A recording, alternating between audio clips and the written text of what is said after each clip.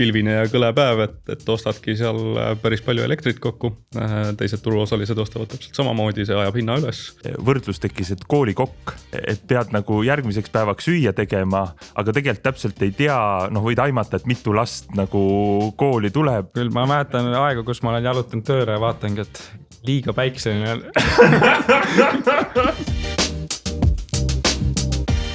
Tere kõigile jälle siis kuulama, loodan mõned ka vaatama.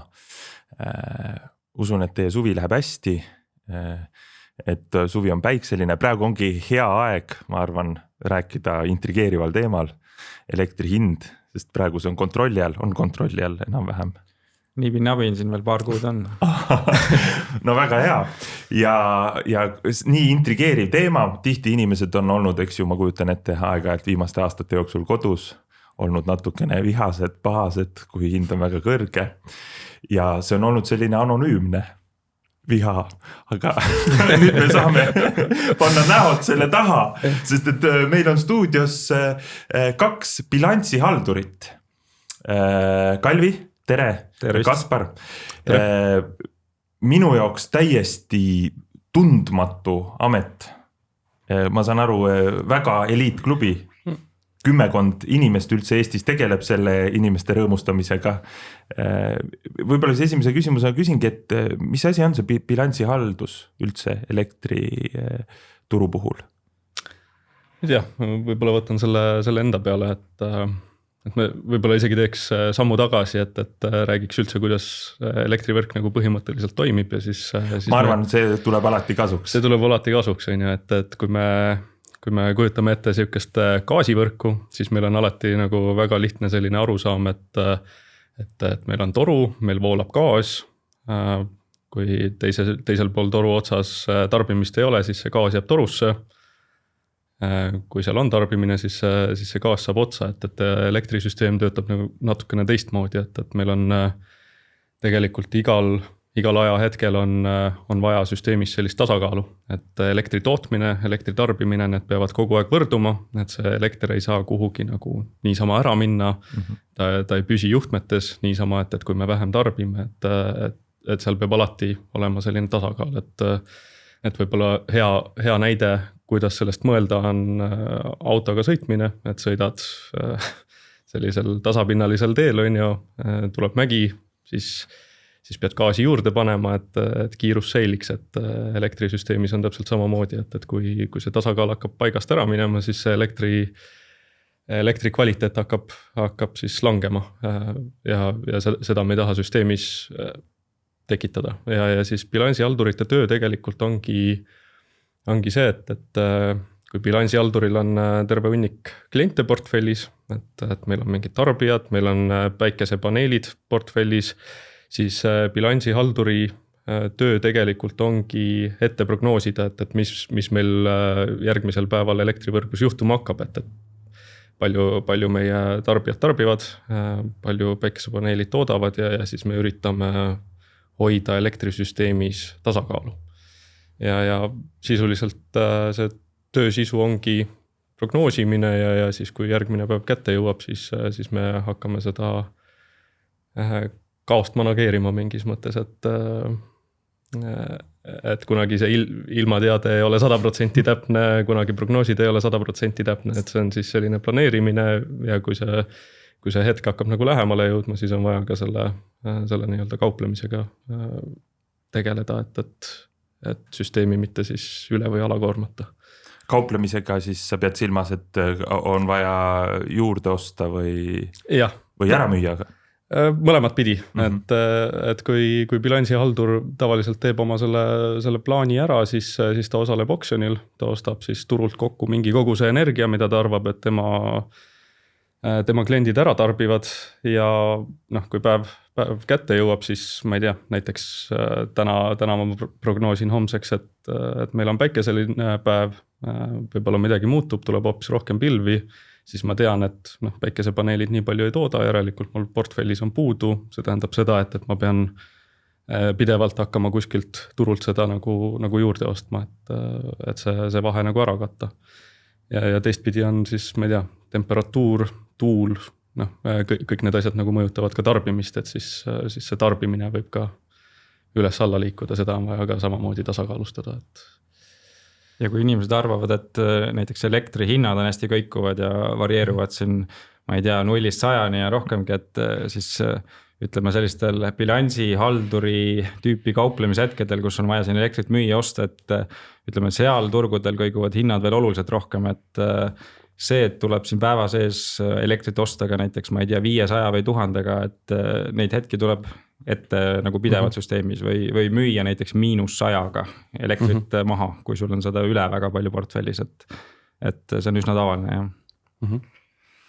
Mulle, te võite vastu vaielda, mulle tundub praegu see, mis sa Kaspar rääkisid, et see on kuidagi selline võrdlus tekkis, et koolikokk.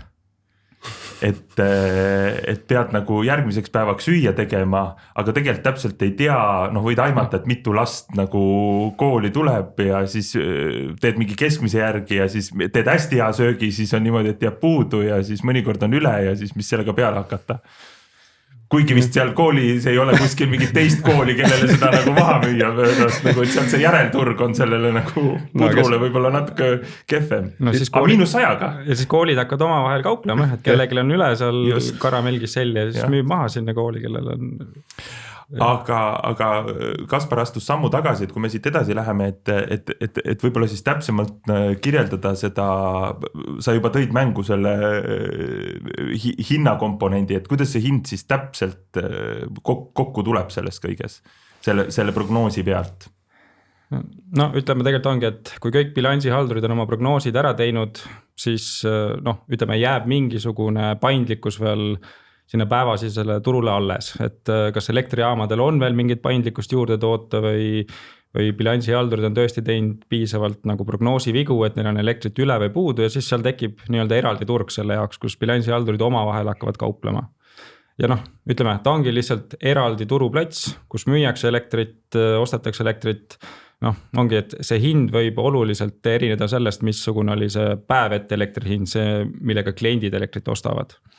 Et ütleme siinkohal võibki ära mainida, et kui kliendid ostavad elektrimüüja käest elektrit, näiteks neil on mingisugune börsimarginaal seal oma paketis kokku lepitud elektrimüüjaga, tegelikult see marginaal ei olegi mingisugune, ütleme, puhas marginaal, mida elektrimüüja teenib, et selle marginaali sees kajastubki suuresti see kulu, mis elektrimüüjatel tekib selle bilansihaldusega, millest me siin praegu räägime, et kõik see nii-öelda mööda prognoosimine, nende korrigeerimine seal päevasisel turul, kõik see on mingisugune lisakulu elektrimüüjale, mis päeva lõpuks, ütleme, on osa sellest kliendi marginaalist, mis kliendini ka lõpuks jõuab.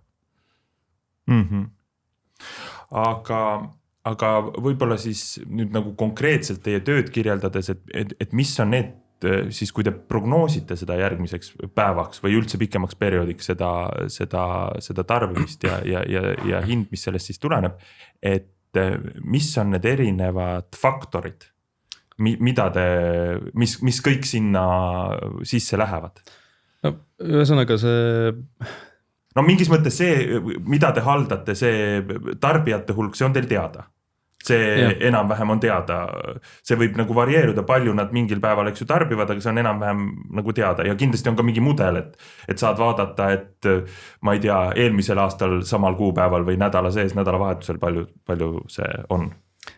Midagi sellist, eks ju? Jah, no kokkuvõttes ta on nõudluse pakkumise kõver, et see oleneb, kui palju meil turul on näiteks elektrijaamasid, mis suudavad meile seda elektrienergiat siis pakkuda, kui palju meil on igasuguseid välisühendusi töös, et praegu on väga hästi näha, et meil on Estlink väljas, Soomes on oluliselt odavamad hinnad, väga palju sellest odavast nii-öelda siia piirkonda ei jõua, seepärast, et ülekandevõimsuseid ei ole piisavalt, et ühesõnaga, kuidas see kokku võtta, ongi see, et meie tegelikult ei määra kuidagi seda hinda, meie prognoosime, palju on meie klientide tarbimine, see pannakse kokku siis turul oleva pakkumisega ja see kujundab hinna, et kui me vaatame neid päeva sees, ütleme selliseid hinnakõveraid, siis väga hästi on näha, et sellised päikeselised päevad,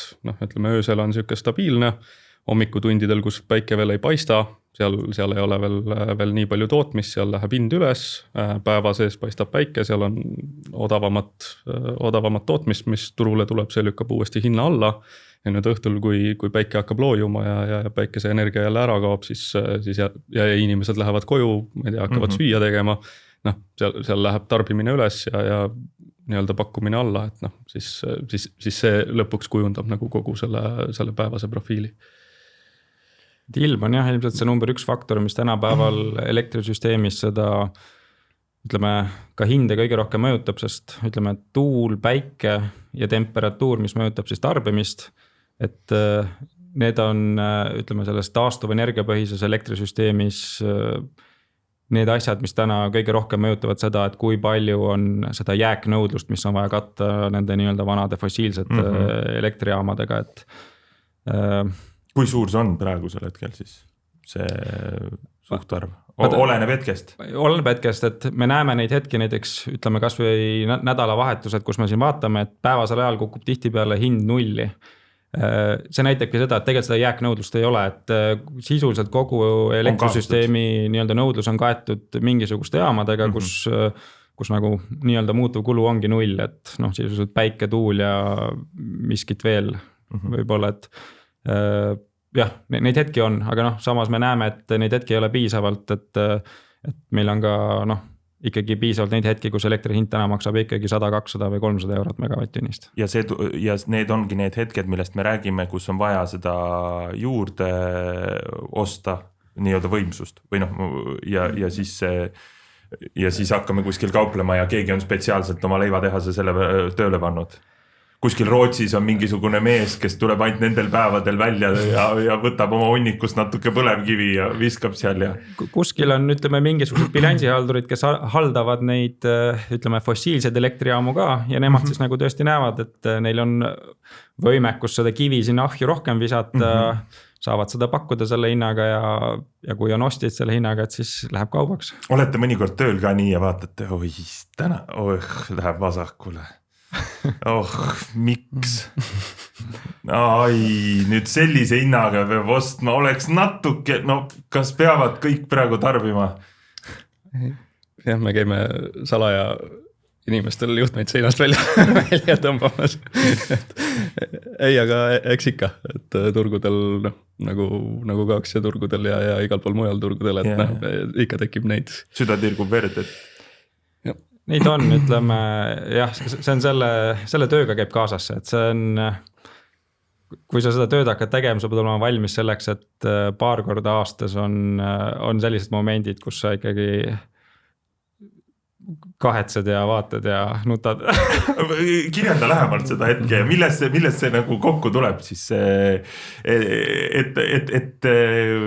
mis see on nagu siis mingisugune nii-öelda perfektne torm või mis siis sellisel hetkel juhtub kokku kõik, et see nii läheb, et sina seal istud, et selles mõttes, et kui ma välja reklaamisin sedapidi, et nüüd me paneme näod siia juurde, keda te saate süüdistada, siis vastupidi, et järgmine kord, kui on hästi kallis elektrihind, siis te võite mõelda, et kuskil on Kalvi, kes nutab. et elab seda veel rängemalt läbi kui teie.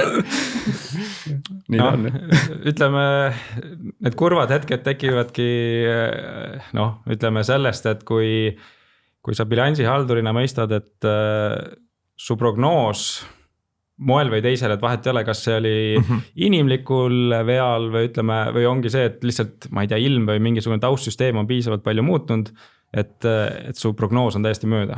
Ja tihtipeale võib juhtuda see, et kogu turul on täiesti mööda. Ja noh, üldiselt see ongi see. Aga see tuleb siis sellest, kui sa ütlesid, et ilmafaktor, et ilm on hoopis teine siis, kui sai planeeritud. Just, et ilm on näiteks oluliselt külmem või ilm on oluliselt väiksema päiksetoodanguga, et siis tekib see moment, kus järsku kõigil on vaja juurde osta. Ja siis tavaliselt juhtub ka see, et soomlased ütlevad, et neil läks midagi rivist välja. Ja siis läheb mingisugune suur tuumajaam, kukub juhuslikult välja. Juhuslikult. Ja siis tavaliselt veel mingi Estlink kukub ka nagu samal hetkel välja. Super. Ja siis ongi see, et kus päevete turul elekter maksis näiteks 50 eurot megavatt-tunnist ja siis kuskil seal päevasisesel ja bilansiturul elekter maksab seal mingi 1000 eurot megavatt-tunnist näiteks ja siis noh, pead seal võib-olla oma seda nii-öelda prognoosi viga katma ja jooksvalt juba arvutad, et ei ole hea päev. Ja noh, see võib ka teistpidi olla, et kui prognoos on, et tuleb selline väga pilvine ja kõle päev, et ostadki seal päris palju elektrit kokku. Teised turuosalised ostavad täpselt samamoodi, see ajab hinna üles. Ja tuleb hoopis päikeseline päev ja elektrienergiat on võrgus hästi palju üle, et siis hakkavad kõik korraga müüma. Aga noh, siis ei taha keegi osta ka, et sa oled selle kalli elektri kokku ostnud. Aga kes selle vahe kinni maksab? No. See on bilansihalduri äririsk, ütleme niimoodi, et noh, päeva lõpuks on, ütleme bilansihalduri, mis eristab üht bilansihaldurit teisest, ongi see, et ta peab seda tööd võimalikult täpselt tegema ja võimalikult minimaalseks viima enda selle kulu, et kui sa bilansihaldurini ei suuda seda teha, et siis ühel hetkel. Aga kas lõppkokkuvõttes nagu pikas plaanis on mure tegelikult ju sellega ka, millest ma olen nagu aru saanud või mida me oleme nagu eelmistes osades rääkinud, et selle sama gaasi näite peale tagasi tulles, et gaasiga on nagu natukene lihtsam, et mingil hetkel sa ei tarbi või vahet ei ole, mis hinnaga sa ta ostsid, isegi kui sa ostsid ta natuke siis turuhinnast üle, siis paned kõrvale ja ootad selle väga külma päeva ja siis saad ta eest võib-olla veel raha, aga kogu seda elektrit, mida mingil hetkel toodetakse, ei ole võimalik kõike salvestada. Kui oleks võimalik, oleks väga lihtne.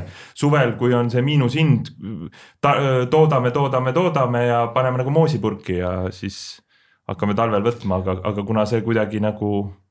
Jah, elektriturg on selles mõttes unikaalne, et siin puudub selline konventsionaalne, ütleme lihtne salvestusviis ja tänu sellele ongi see, et miks me näeme neid hästi suuri hinnahüppeid ja languseid, et ütleme, kui ühel hetkel see salvestus järgi jõuab, et noh, sellisel juhul me tõenäoliselt ka ei näe enam nii suuri neid hinnahüppeid ja ka bilansihalduritel läheb töö lihtsamaks, aga kui me kas või kujutame ette, et milline see töö siin lähima 5 aasta jooksul hakkab välja nägema, kui üha rohkem tuleb siia elektrisüsteemi tuuleparke juurde, tuleb päikseparke juurde, aga salvestus ei tule nii kiiresti järgi, siis noh, ilmselgelt need prognoosivead hakkavad süsteemis tegelikult lühiajaliselt kasvama. Sest noh, tuule ja päikse prognoosimine, see on lihtsalt, ta on paratamatult nii ebatäpne, et ja kui siis ongi see, et ilm muutub ja sul ei ole selle elektriga midagi teha, et kui sul on teda üle, sa ei saa seda maha müüa, kui sul on seda puudu, sa ei saa seda kuskilt lihtsalt juurde osta ja ütleme enne kui salvestus järgi ei tule, siis tõenäoliselt jah, see töö saab olema siuke närvide mäng. Ehk et eetriväliselt, kui me siin enne rääkisime, siis et neid bilansihaldureid on kuskil 10 pluss miinus mõni inimene veel ja siis te naljaga pooleks ütlesite, et sellepärast on nii vähe, et nii lihtne töö on, siis nüüd hakkab nagu välja tulema, et ka rohkem inimesi lihtsalt ei ole vastu pidanud, et see on päris stressirohke amet. Ja. Eks me võime vaadata, et 2 aasta pärast teeme uue podcasti, et kui halliks juuksed läinud. Just.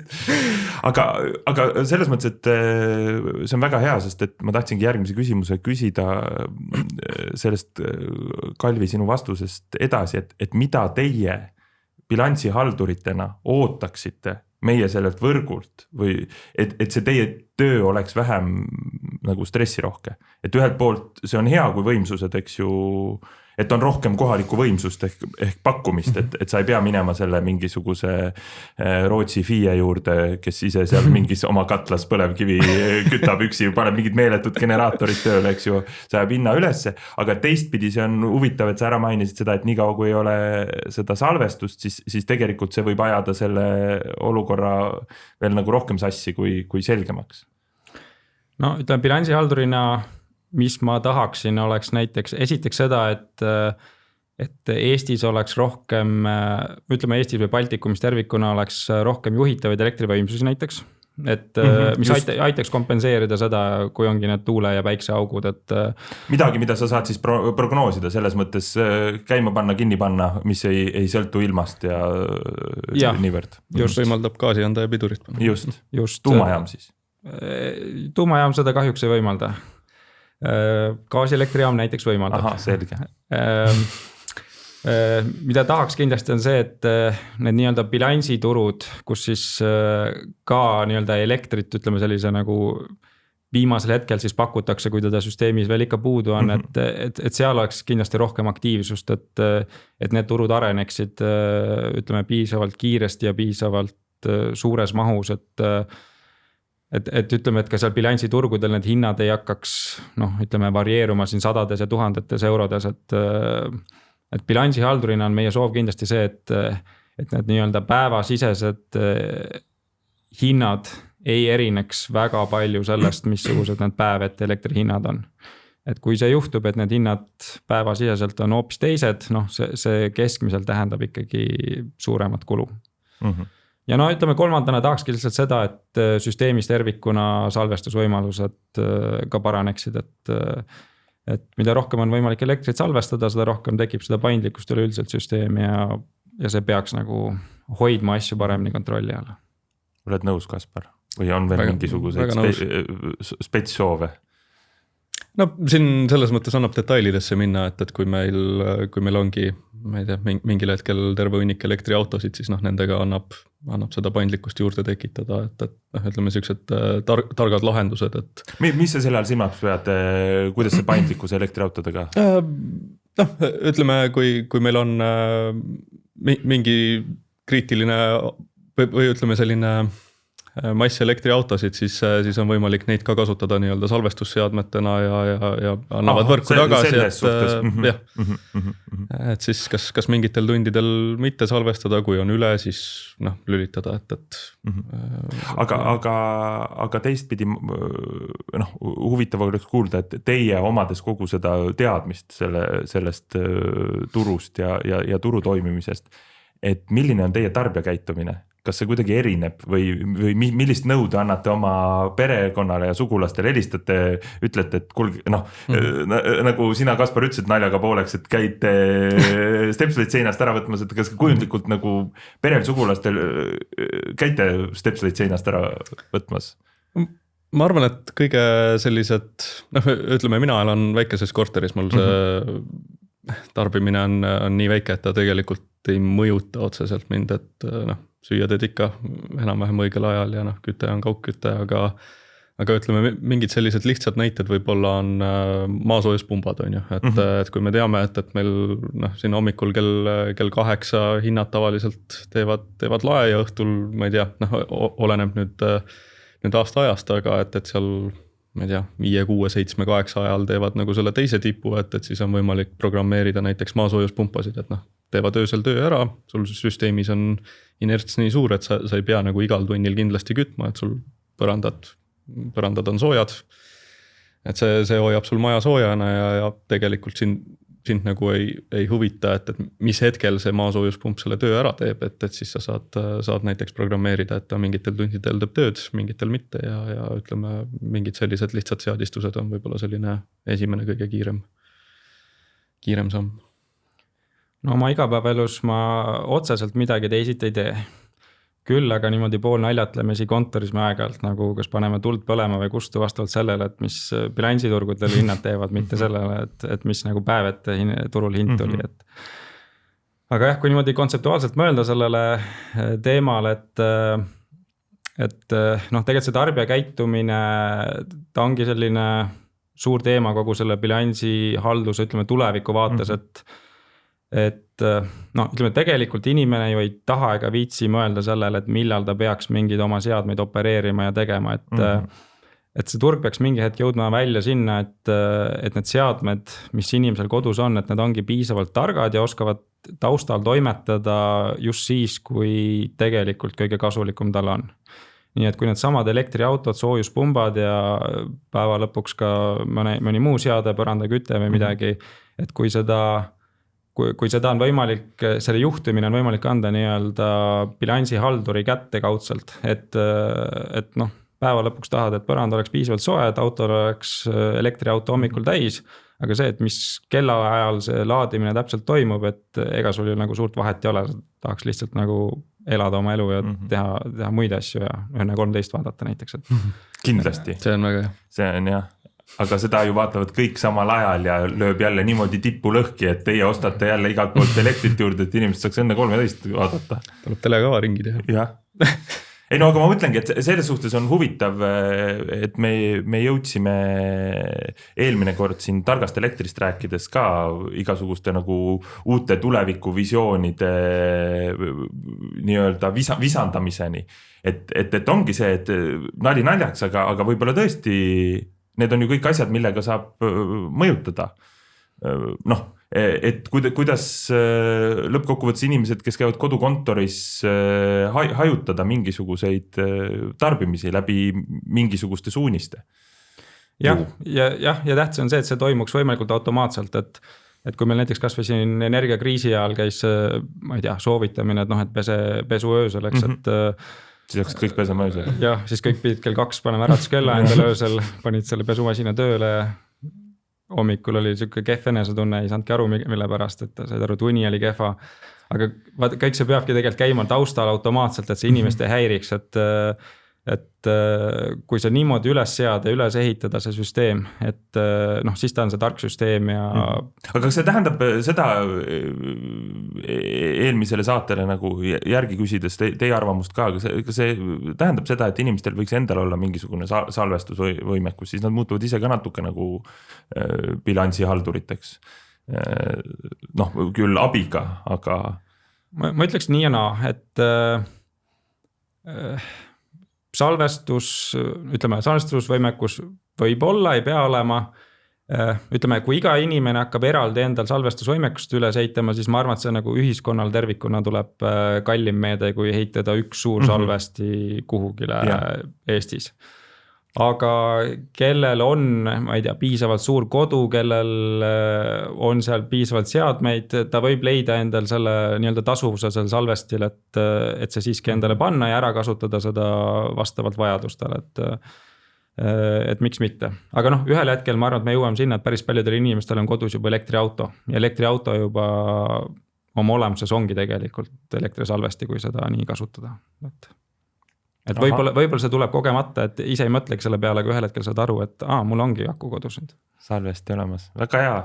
Ütleme, et kui mitte midagi muud, siis elektriauto müüki olete kõvasti teinud täna. Kas te sõidate elektriautoga või? Ei. Te peate ütlema veel mitte. Veel mitte. Ei, aga selles mõttes ma teen nalja, aga see on jällegi nagu väärt punkt. Pole niimoodi mõelnud seda selles raamis. Aga ma ei teagi, kas ma nagu riskin küsida, sest et minu meelest see vastus juba natuke siin nagu kõlas ja ma arvan, et see, mis inimesi nagu huvitab ju hästi palju, on see küsimus, et millal see hind siis meil nagu stabiilsemaks läheb sellest Kalvi enne kirjeldatud, mis on nagu puudu või mis on need järgmised sammud võrgus. Võin järeldada, et mitte nii pea. Ma kaldun arvama jah, et ta kõigepealt läheb hullemaks enne, kui ta läheb paremaks. Oi. No jaa, et see on suvel. No ütleme, me ei räägi siin isegi nagu ütleme lähikuudest, vaid ütleme, ma arvan, et aastatest, jah, lähiaastatel ta kõigepealt läheb halvemaks enne, kui ta läheb paremaks, et no miks ma seda ütlen, ongi lihtsalt sellepärast, et me ei näe täna ju turul ühtegi reaalselt suurt, ütleme, projekti, kus mingisugune suur, ütleme, elektri tootmispaindlikkust loov seade tuleks turule, et kõik need plaanid, mis täna meil turul on, et nad on ikkagi siin laias laastus mingisuguse minimaalselt 3, maksimaalselt siin, ütleme, ma ei tea, 5-7 aastase ehitusajaga, noh, mõne projekti puhul võib-olla 20 aastase ehitusajaga. Et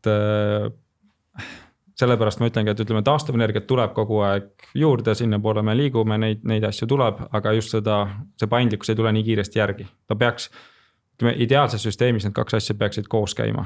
No, tõenäoliselt mingi hetk saadakse aru, turg hakkab järgi jõudma, tulevad mingisugused meetmed ja äkki hakatakse ka suuremahulist salvestust või mingisugust paindlikkust toovaid jaamu turul ehitama, aga kuni me sinna jõuame, et ma arvan, et me oleme aastate kaugusel sellest.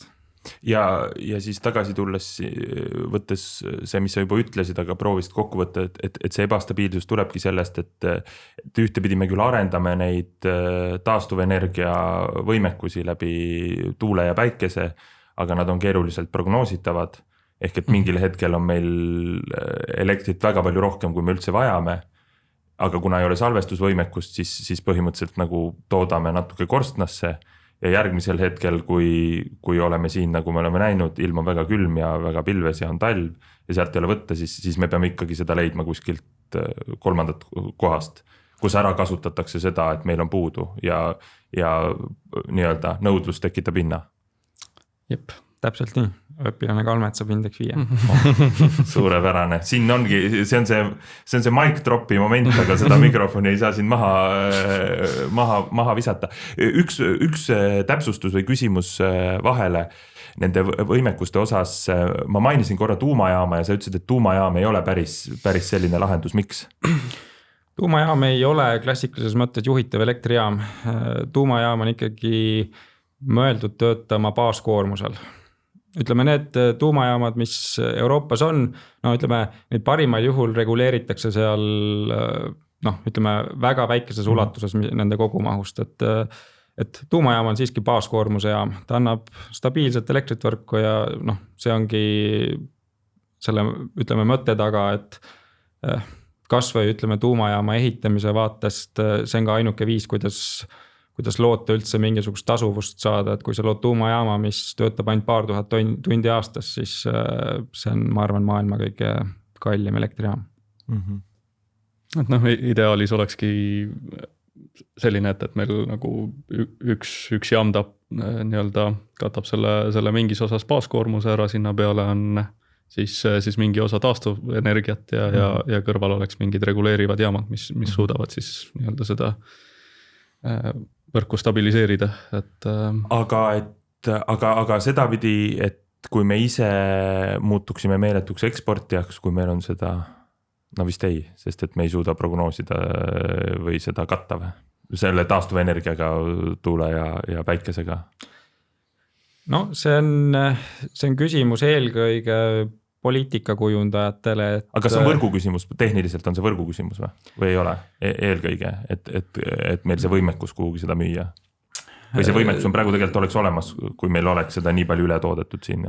Ma arvan, et teatud maani on tänasel võrgul ka võimekus olemas, aga ütleme, mida rohkem me tahame suuremaks eksportijaks saada, et siis on lihtsalt ambitsiooni küsimus, et kas me tahame arendada piisavalt palju, et lihtsalt Eesti vajadus katta või tahamegi hakata eksportivaks riigiks, et ma mäletan 15 aastat tagasi, ütleme seal nii-öelda Eesti Energia tippaegadel ju Eesti Energia müüski väga palju elektrit ekspordiks, müüsime Soome elektrit suures mahus ja nii-öelda Eesti riik teenis sellest eksporditulu.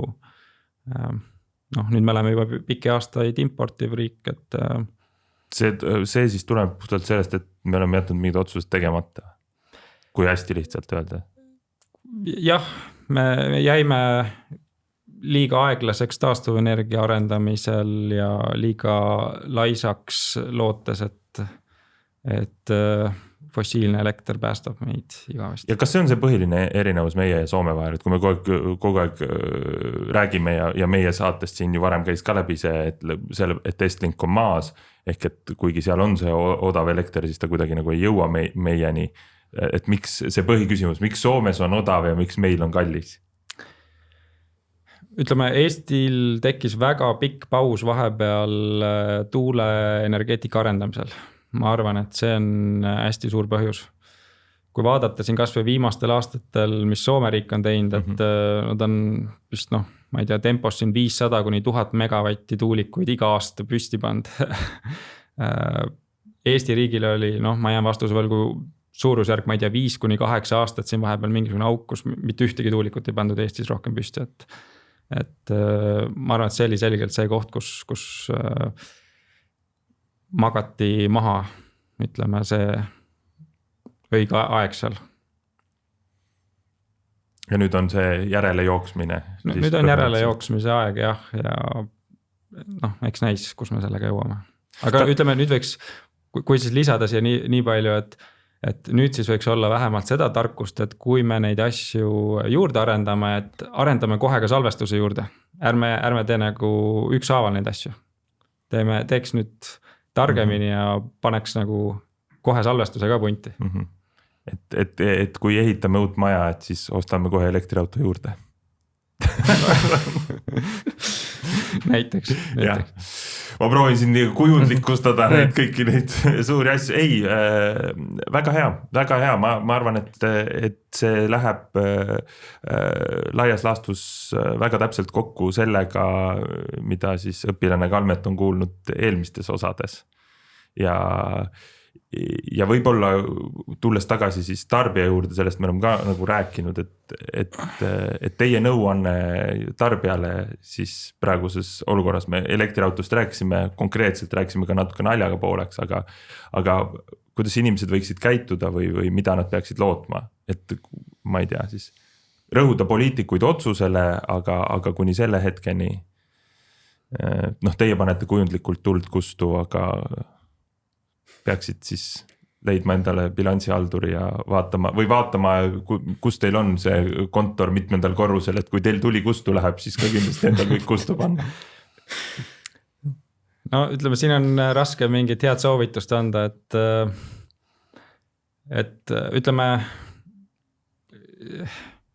ma arvan, et see turg tervikuna ühel hetkel peab ka nagu mingil määral muutuma, et ütleme,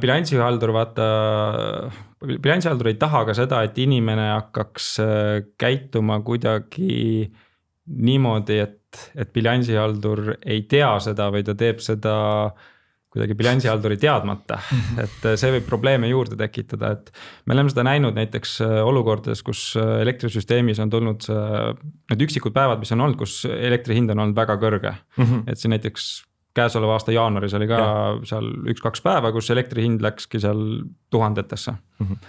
No mis muidugi juhtus, oli see, et niipea kui see juhtus, tarbimine kukkus ära, sest inimesed ütlesid, et me ei taha selle sinnaga tarbida, et see on liiga kallis.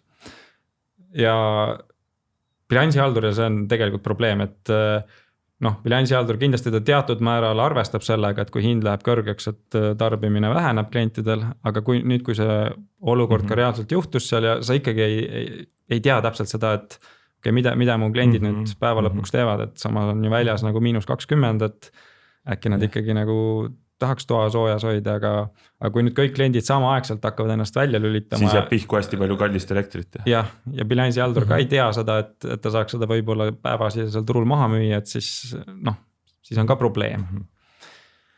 Vastupidine olukord tekkis ju meil siin paar kuud tagasi Soomes, kus need -500 hinnad olid, et kutsuti üles inimesi, et käitugi mõistlikult, aga pärast uudistest vaatasid, et kõigil mullivannid käisid ja pidu käis. Ja siis oli vaja kogu aeg juurde osta, jah. Ahah. Vaat see on huvitav, see on jällegi väga huvitav aspekt, mille peale ei oskagi niimoodi nagu mõelda, et aga äkki on mingisugune veel, ma mõtlen siin lõpetuseks mingisugune tore lugu sellest, kui turg on käitunud täiesti ootamatult. Või on mingisuguseid spetsiifilisi päevi, mida ei oskaks öelda, et teate juba ette 24 veebruar, vaat siis on nii või selle kuupäevaga on nii või jaanipäev erineb sedapidi. On selliseid erisusi, mille järgi saab nagu kuidagi inimeste käitumist? Seal on väga kindlad päevad, et jaanipäev on üks kindlasti, kus see profiil on nagu täiesti kaootiline. Mitte täiesti kaootiline, aga seal sa pead ikkagi tuhnima eelmise aasta andmetes, et kuidas siis inimesed käitusid ja suure tõenäosusega ta töötab samamoodi. Nüüd keerulisemad kohad on võib-olla sellised, et jõulude ajal, kuidas seal mingid päevad kokku langevad, kas oligi puhkepäev, kas ei ole see jõulude profiil, et kõik lähevad oma vanavanematele külla ja see käitumismuster on hoopis teine. Ahjud töötavad ja. et see tuleb kõik nagu nendes graafikutes välja, et sul nagu tavaliselt on selline tüüpiline tööpäeva ja puhkepäeva profiil, aga siis on mingid sellised üksikud päevad, kus on täiesti selline. 1. jaanuar on ka selline päev, kus on selgelt näha, et inimesed ei ärka vara. jah.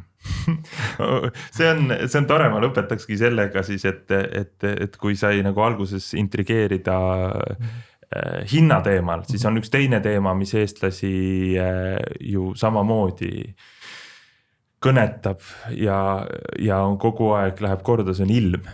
Ja siis ma olen leidnud mehed, kelle elukutse on need kaks asja ühendanud. Ehk et kui ma alustasin, et elektri hind sõltub teist, siis ma arvan, et edaspidi, kui teil on küsimus, milline ilm homme tuleb, kui te tahate prognoosida, siis mitte keegi ei tea seda paremini kui elektrituru bilansihaldurid. Et mitte pöörduda Taimi Valjaku poole, vaid pöörduda Kaspar Kalvi. Ilma naljata, aga nii see on. Ja ei, no ma ütlengi. Seal on päris huvitav, et kuidas ta nagu mingis mõttes hakkab su mõttemaailma nagu täiesti muutma, et sa peas tead nagu milline päev homme tuleb ja siis kui homme nagu vaatad, et okei, natuke nagu rohkem pilvi on, siis sa hakkad tagapeas nagu kalkuleerima, et okei, kas süsteemis on üle või puudu. Need on ka ainult nüüd mehed, kes ma kujutan ette, päikselisel päeval käivad ringi on nii, et võiks nüüd tulla pilve ka, sest et mul on otstetud midagi, et selles mõttes, et mõnikord ka loodad halba ilma, jah? On küll olnud, küll. Ma mäletan aega, kus ma olen jalutanud tööle ja vaatangi, et liiga päikseline. Suurepärane, aitäh teile. Ja ma ei teagi siis, mida soovida, päikselist ilma või pigem see, et kõik käituks nii, nagu nad on enne käitunud, nii ilm ja inimesed. Kõik käituks nii, nagu meie prognoosisime. Selge. Või siis, kui midagi sisse lülitada, siis keegi teab, et te seda teete, et keegi on seda ette näinud juba. Olgu, aitäh. Aitäh.